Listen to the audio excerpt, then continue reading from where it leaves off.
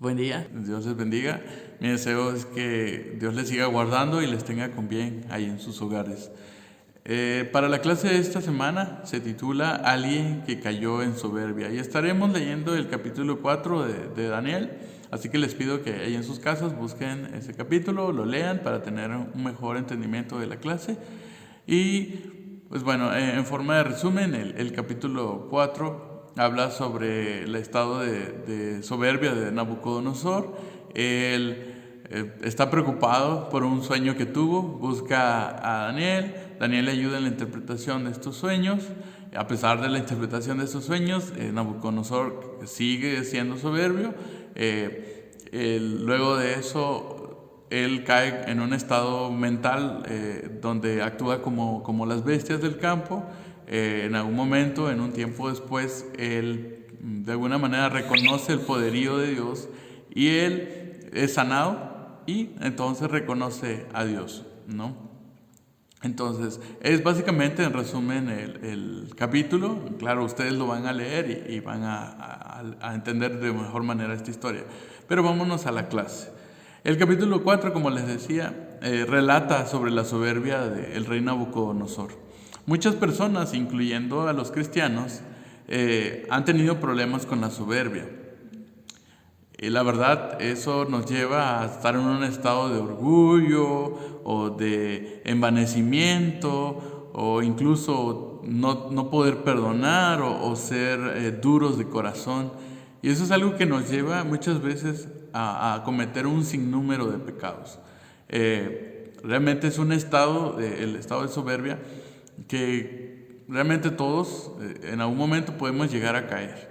Y bueno, esto me trae a la mente el capítulo 16 de Proverbios, el versículo 18, que dice así: antes del quebrantamiento es la soberbia y antes de la caída la altivez de espíritu.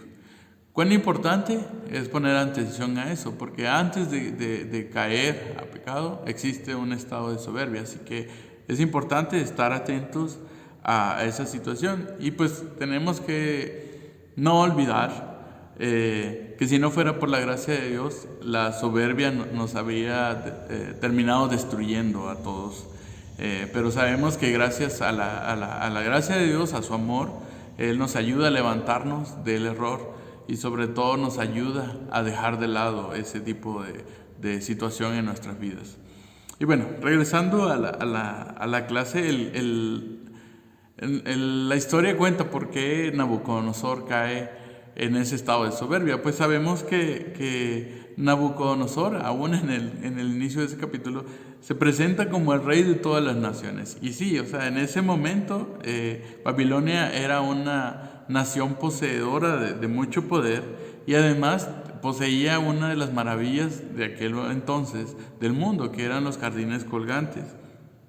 En el versículo 11 y 20 se hace mención de un árbol que se alcanzaba a ver hasta los confines de la tierra. Y esto haciendo mención o hace una referencia al glorioso poder que ellos tenían como pueblo y sobre todo que hacía referencia a Nabucodonosor. Entonces, sin duda, eso llenaba de orgullo a Nabucodonosor y lo hacía caer en soberbia, ¿no? Otro punto a ver en esta lectura es que Daniel menciona que Nabucodonosor, o bueno, no lo menciona directamente, pero sí dice que Nabucodonosor era un rey que tenía bajo el cuidado todas las naciones y sobre todo el cuidado del pueblo judío. Curiosamente, Nabucodonosor era un extranjero, pero sabemos que siempre el Señor tiene el control y Él puede utilizar incluso a los enemigos para bendecir a su pueblo, como lo fue en esta historia, ¿no? Y bueno, la soberbia lleva a que de alguna manera Nabucodonosor recibe un castigo, ¿no? Eso nos enseña que el juicio divino tarde o temprano llega. Al ser humano solo se le da la oportunidad de prolongar el tiempo de espera de su castigo en esta vida. Sin embargo, hay un detalle esperanzador en la interpretación de Daniel en el en el versículo 25, que dice: y 7 tiempos pasarán sobre ti hasta que conozcas que el Altísimo tiene dominio en el reino de los hombres. Algo similar a esa expresión se repite de nuevo en Daniel 32.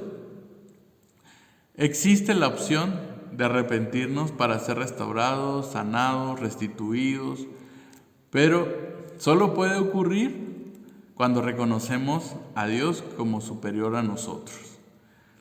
Después de un juicio o castigo divino, después Dios nos deja asumir las consecuencias de nuestros propios pecados. Él interviene para restaurarnos cuando existe un arrepentimiento genuino, como lo fue el caso de Israel. Incluso recordando la historia de David, él no fue destituido de su puesto porque de una manera él tuvo un arrepentimiento sincero. Pero de alguna forma, pues lo mencionábamos, Daniel tuvo que asumir las consecuencias de haber o las consecuencias de sus actos, ¿no? Y sus consecuencias puede decirse, y a lo mejor los que son padres pueden entenderlo de forma mejor, cuál fue eso de doloroso, pues él perdió a sus 4 hijos, ¿no? Bueno, la soberbia, el problema de todos. A lo largo de la historia, la soberbia ha sido la piedra en la cual muchos hemos tropezado. Pues da origen, como decíamos, a muchos pecados, o a todos los pecados. Nabucodonosor, en la lectura, en el capítulo, van a ustedes a encontrar que dijo: ¿no es esta la gran Babilonia que yo edifiqué para la casa real con la fuerza de mi poder y para gloria de mi majestad?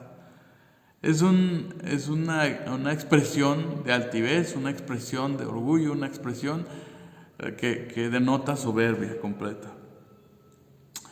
Entonces, esa actitud es algo que nos trae problemas, ¿no? Nos trae muchas consecuencias, y como hemos mencionado, y no quitamos el dedo de renglón, pues trae el pecado.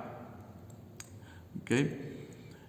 Nabucodonosor confesó que había edificado su reino no con el propósito de glorificar a Dios, sino para gloria de su propia majestad. De ahí que había ensalzado y entronizado su ego al decir que él había edificado con su fuerza, cuando en realidad su expresión debió ser que por la gracia de Dios él había podido edificar y hacer y ejecutar. Dios fue y es quien da y dará las fuerzas para lograr un bien común, un logro académico, una familia, un trabajo o empleo, un liderazgo social o ministerial.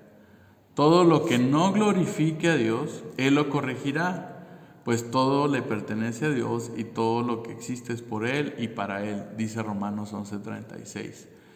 Qué importante es ver esta historia, ¿no?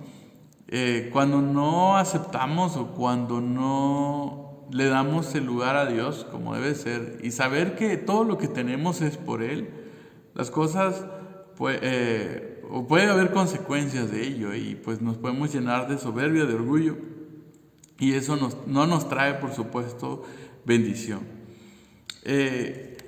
Tras la soberbia de Nabucodonosor, pasaron algunas cosas, ¿no? Y durante un año el reino le fue quitado. Eso lo vemos ahí en el versículo 31 al 36. Él fue destituido de su reino, y pues fue temporalmente, ¿no? Destituido. Y bueno, esto nos enseña que la disciplina divina en esta vida es severa, pero temporal. En el caso de Nabucodonosor duró 7 años, y después de ello dicho castigo terminó.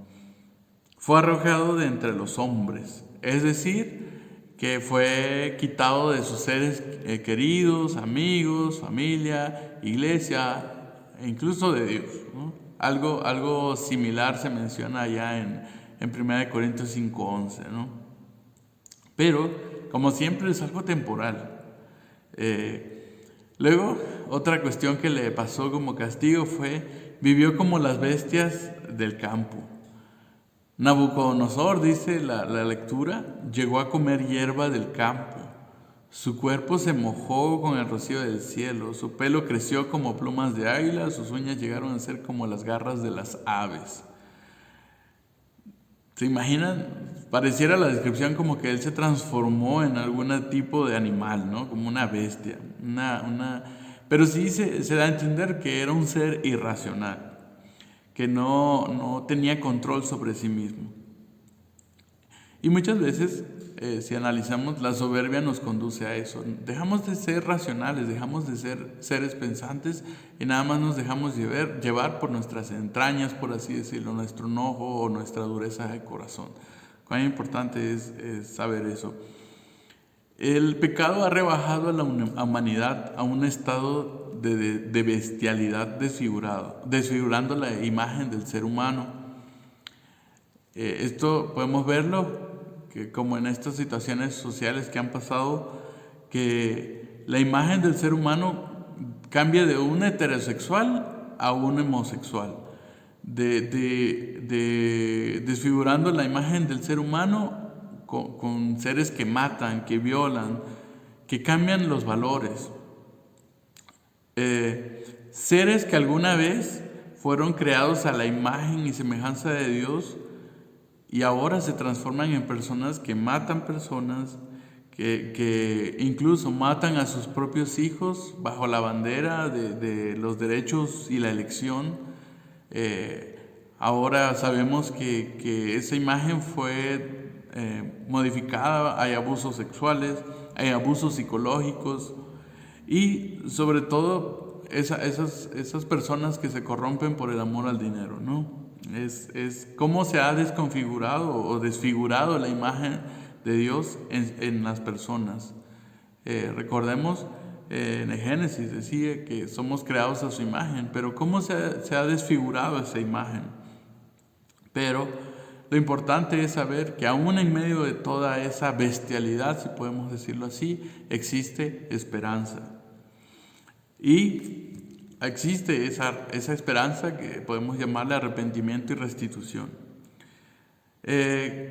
Al final de los 7 años que Nabucodonosor estuvo en ese estado, él alzó los ojos al cielo. Es una expresión que podemos notar que él pedía misericordia y ayuda. ¿Cuántas veces no pedimos ayuda y alzamos los ojos al cielo? Y es una señal también que podemos entenderla de arrepentimiento y humillación, y sobre todo de reconocimiento de Dios. El Señor en su gran misericordia pues devolvió a Nabucodonosor su razonamiento o le ayudó a que volviera a su estado normal. Y él abandonó, o sea, lo automático de él fue que él abandonó la soberbia y alabó al único Dios. Dice Nabucodonosor mencionó, mi razón me fue devuelta. Estaba diciendo que su salud mental fue restaurada. Luego de ello, le vino la salud física, pues dejó de ser una bestia y restauró su vida. Y volvió a ser un hombre a la imagen de Dios, ¿no? Pero también comenzó algo importante, que su salud espiritual se restauró. Cuando él reconoció al único rey, que es el rey del cielo y de la tierra. Después de esto, durante esto, pues Nabucodonosor se arrepintió y hubo algo que pasó. Así como ocurrieron los castigos, también pues vino la restitución, ¿no? La restauración. Y pues la majestad de su reino le fue devuelto. Muchas veces la caída personal arrastra consigo lo que se tiene, ¿no? El reino puede interpretarse como el trabajo, un empleo, una sociedad, clientes, amigos de la familia, etc. Un adulterio puede provocar la ruptura de la familia del hogar, incluso pérdidas materiales. Sin embargo, cuando nos arrepentimos, Dios es poderoso para volver a restaurar un hogar divorciado, un empleo perdido, las amistades alejadas, clientes que vuelven a confiar en nosotros y más. Puede volver a restituirse todo eso. La majestad del reino que Dios nos entregó en un principio y que perdimos por nuestra soberbia nos es devuelta por la gracia de Dios. Como decíamos, siempre hay una esperanza. Otra cosa que le fue devuelta a Nabucodonosor pues fue su dignidad y su grandeza. La caída en algún pecado provoca también la pérdida de la dignidad. Por ejemplo, cuando un pastor o un líder cae, no solo pierde su lugar, también su título o la dignidad, por la cual pues lo reconocíamos. Sin embargo, si existe un corazón humillado y arrepentido, Dios puede restaurar la dignidad de la cual cayó la persona. Hay esperanza. Dice también que sus líderes le buscaron, en el versículo 36. El caer en pecado también afecta cualquier círculo de personas al que pertenezcamos. Pero hay un llamado a restaurar al caído, porque cuando uno sana, todos sanan. Recordemos allá en 2 Corintios capítulo 2 del 10 al 11. Los líderes deben buscar a la persona que cayó. Incluso Dios los utilizará para el proceso de la restauración. Esto sucede cuando hay un corazón que ha confesado su pecado y ha pedido perdón, no solo a Dios, sino también a las personas agraviadas o afectadas. Y finalmente lo que le fue restituido a Nabucodonosor fue que su reino fue restituido o restablecido su reino. Muchas veces se escucha el testimonio de algunos líderes que caen, pero que al arrepentirse de sus puestos son devueltos, ¿no? De forma personal, yo conozco una historia de un pastor que de alguna manera fue no directamente la persona que cayó, pero él tuvo que dejar todo su servicio a Dios. Años después, Dios restauró el servicio que él hacía en otro lugar. Y siempre eso me recuerda que hay esperanza en eso, sobre todo cuando hay arrepentimiento, aunque él en este caso él no fue directamente, pero él sentía una carga al respecto y tuvo que dejar lo que estaba haciendo, pero Dios restituyó su servicio y eso fue de gran bendición. Y finalmente, pues vemos la historia, ¿no? Su grandeza creció. Podemos decir que Dios cuando hiere, sana. Cuando quita, devuelve. Dios es justo. Sin embargo, Dios no solamente es justo, sino también es generoso. Porque no solo quita y devuelve, sino que añade a todo lo que quitó y añade a lo que devolvió.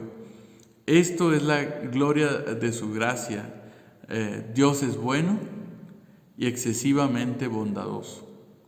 Es importante, ¿no? Y ligándola a la historia, si nos arrepentimos, seguramente, regresando al punto, seguramente podemos caer en pecado, podemos fallar por la soberbia si nos dejamos ganar por esas situaciones, pero si hay arrepentimiento en nosotros, dejamos que la gracia de Dios llegue a nuestras vidas, hay posibilidad de cambio y hay posibilidades de restauración y de restitución en nuestras vidas, porque Dios es, como dice esta lectura, Dios da de más, ¿no? Y Él es excesivamente bondadoso. Así que, para concluir, semejante a Nabucodonosor, muchos fueron probados por la soberbia y no todos salieron victoriosos. Sin embargo, bueno es Dios y sus misericordias son nuevas cada mañana y éstas alcanzan al corazón arrepentido que le busca. Así que no nos olvidemos de eso. Si fallamos, busquemos el perdón, arrepintámonos, busquemos el perdón y dejemos que la gracia de Dios actúe en nuestras vidas. Bueno, Dios les bendiga.